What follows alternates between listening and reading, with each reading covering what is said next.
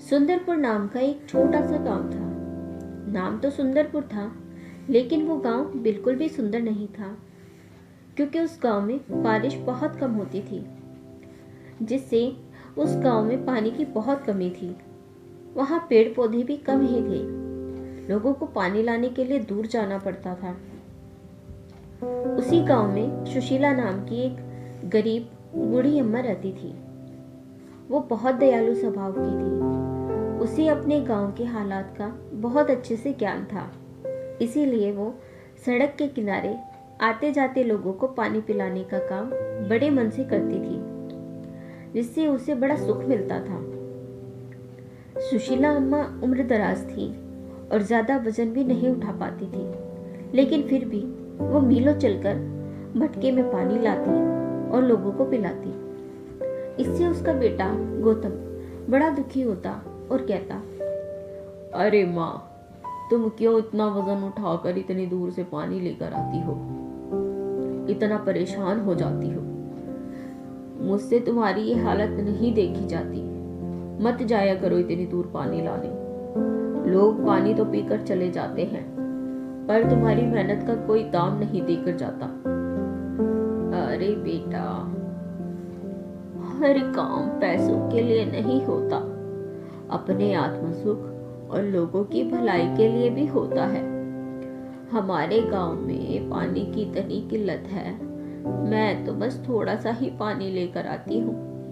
लोगों को पानी पिलाकर थोड़ा पुण्य कमा लेती हूँ, बस।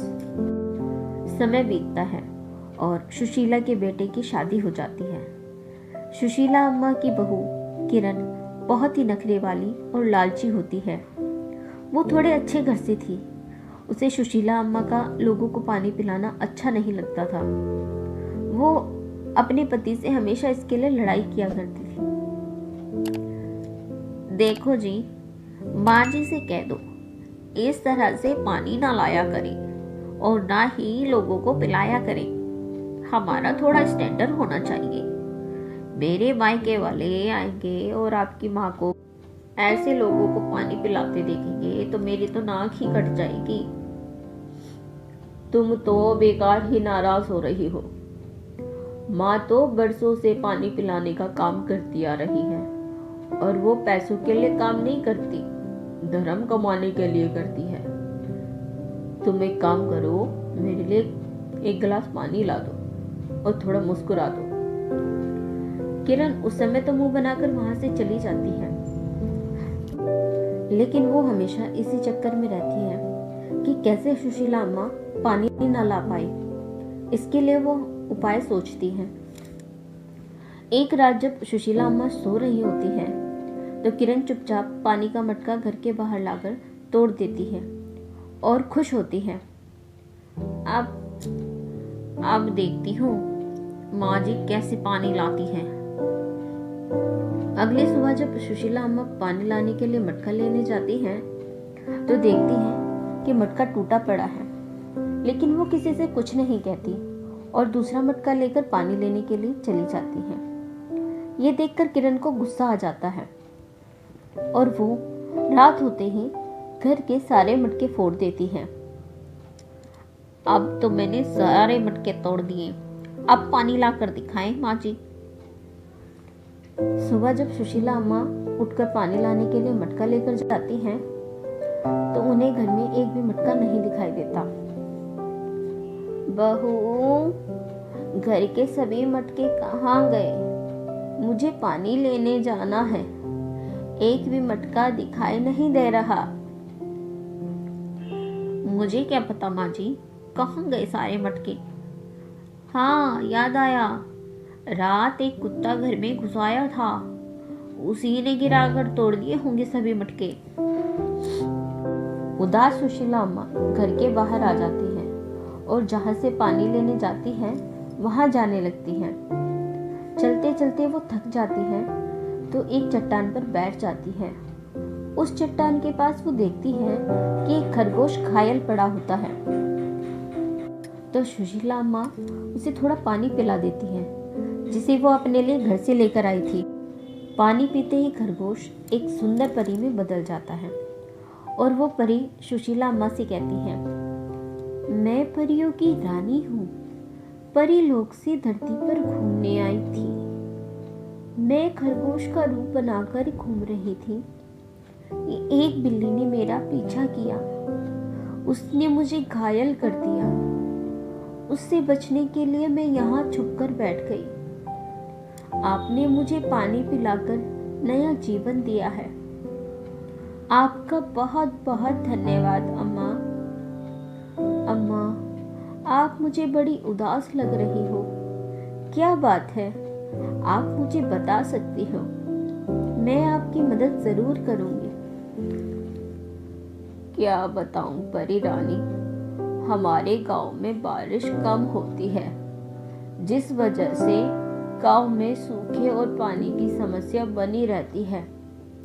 मैं मीलों चलकर मटके में पानी लाकर लोगों को पिलाती हूँ। मुझे उन्हें पानी पिलाना अच्छा लगता है और थोड़ा पुण्य कमा लेती हूँ। लेकिन कल रात मेरे सभी मटके ना जाने कैसे फूट गए। अब मैं कैसे पानी लाऊंगी, कैसे लोगों को पानी पिलाऊंगी?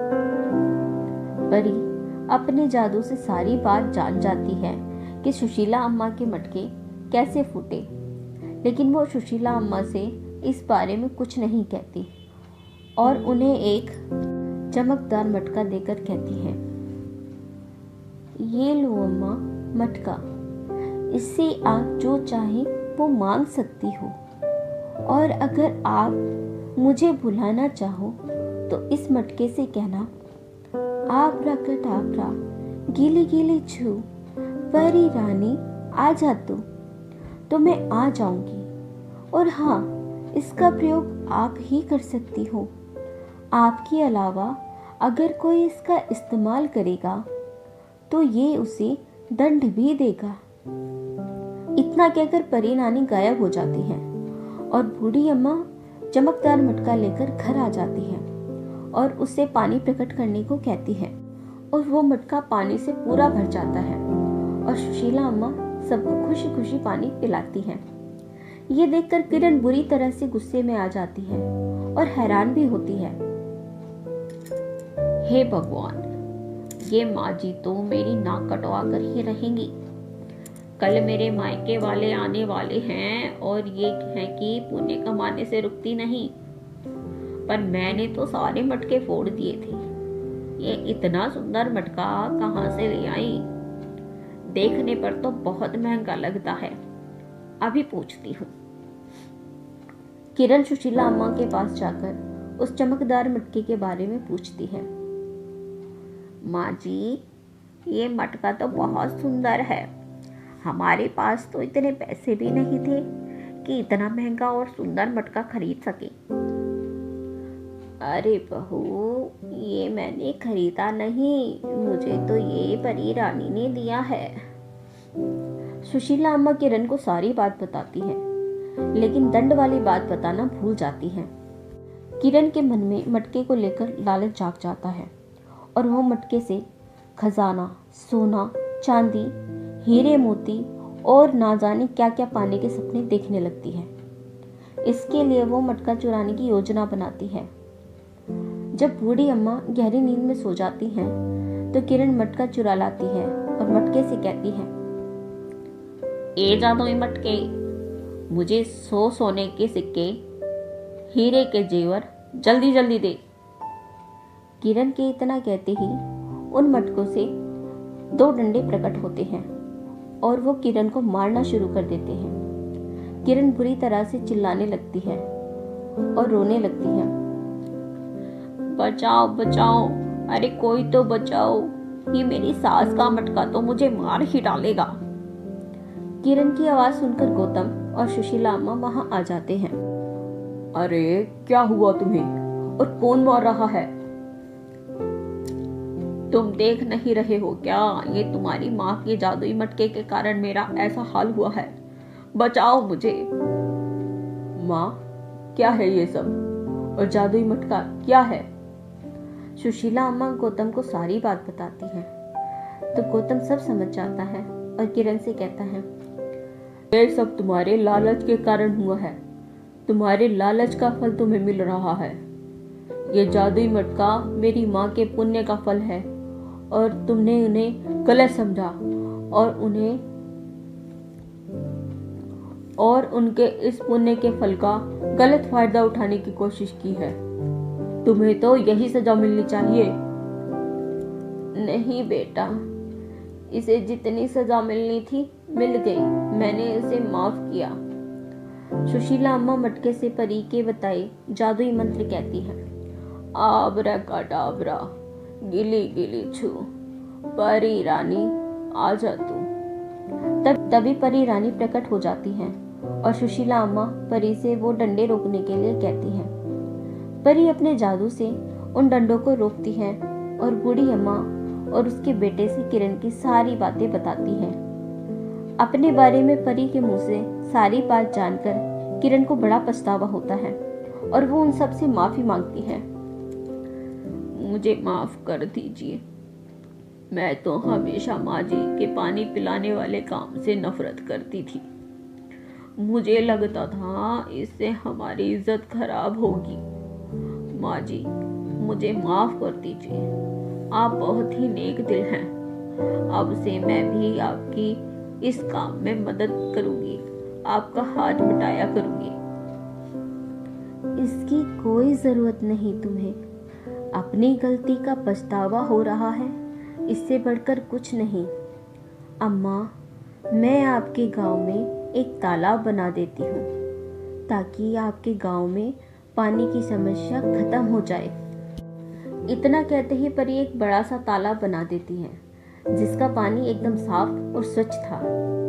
सुशीला अम्मा और उनके बेटा बहू परी का धन्यवाद करते हैं और अब वे जादुई मटके से अपनी ज़रूरतों की पूर्ति करते हैं और लोगों की मदद भी करते हैं। किरण भी सुधर गई थी और वो सुशीला अम्मा की खूब सेवा करने लगी थी। अब वे खुश